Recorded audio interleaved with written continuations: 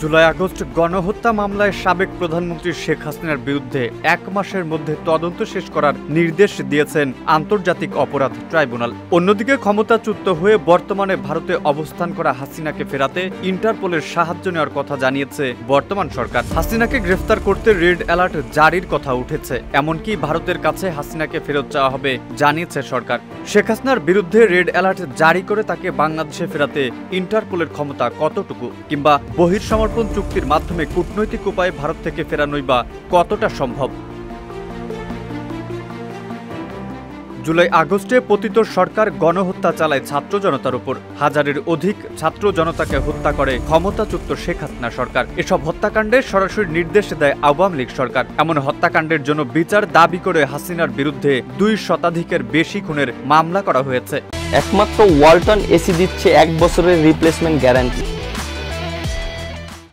এসব মামলায় সাবেক প্রধানমন্ত্রী শেখ হাসিনার বিরুদ্ধে ১ মাসের মধ্যে তদন্ত শেষ করার নির্দেশ দিয়েছেন আন্তর্জাতিক অপরাধ ট্রাইব্যুনাল। সোমবার ট্রাইব্যুনালের চেয়ারম্যান বিচারপতি মোহাম্মদ গোলাম মুর্তজা মজুমদারের নেতৃত্বে ৩ সদস্যের ট্রাইব্যুনাল এ আদেশ দেন। Chief prosecutor advocate Tajul Islam বলেন, গত ১৫ বছরের শাসনামলে এমন কোনো মানবতা বিরোধী অপরাধ নেই যেটা শেখ হাসিনা করেননি। এদিকে আগামী ১৭ ডিসেম্বরের মধ্যে তদন্তের অগ্রগতি প্রতিবেদন জমা দিতে বলা হয়েছে। গত ১৭ অক্টোবর শেখ হাসিনা সহ ৪৬ জনের বিরুদ্ধে মানবতা বিরোধী অপরাধের অভিযোগে গ্রেফতারি পরোয়ানা জারির মধ্য দিয়ে আন্তর্জাতিক অপরাধ ট্রাইব্যুনালের বিচারিক কার্যক্রম শুরু হয়।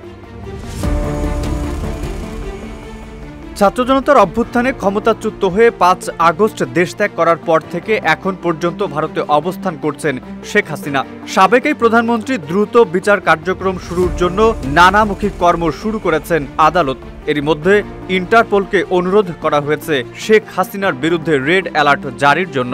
ইন্টারপোল বা ইন্টারন্যাশনাল ক্রিমিনাল পুলিশ অর্গানাইজেশন এক দেশে অপরাধ করে অন্য দেশে পালিয়ে যাওয়া অপরাধীদের ধরতে সাহায্য করে। সদস্য রাষ্ট্রগুলো এক হয়ে অপরাধীদের বিরুদ্ধে কাজ করে, এমনকি রেড নোটিশও জারি করে। রেড নোটিশ বা রেড অ্যালার্ট অপরাধীদের জন্য গ্রেফতারি পরোয়ানা নয়, এটি শুধুমাত্র অপরাধীদের জন্য আন্তর্জাতিকভাবে সতর্কতা মাত্র।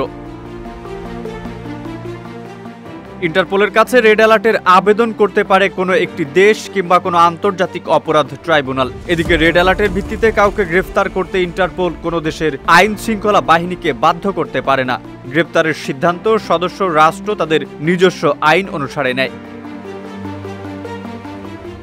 রেড অ্যালার্ট বাদেও আরও একটি উপায়ে ফেরত আনা যেতে পারে শেখ হাসিনাকে, আর তা হলো কূটনৈতিক পন্থায় ফেরত আনা। এক্ষেত্রে বহিঃসমর্পণ চুক্তিটি কাজে লাগানো যেতে পারে। ২০১৩ সালে ভারতের সাথে বাংলাদেশের মধ্যে এই চুক্তিটি স্বাক্ষরিত হয়। উদ্দেশ্য ছিল এক দেশের আসামি অন্য দেশে সহজে হস্তান্তর করা। চুক্তিতে আছে, কোনো দেশের বিচারিক আদালতে গ্রেফতারি পরোয়ানা জারি করলে ২ দেশের যে কোনো দেশ যদি ওই আসামিকে ফেরত চায় তাহলে তাকে ফেরত দিতে হবে। তবে রাজনৈতিক কারণ দেখিয়ে কোনো দেশ চাইলে এই আবেদন নাকচ করে দিতে পারে।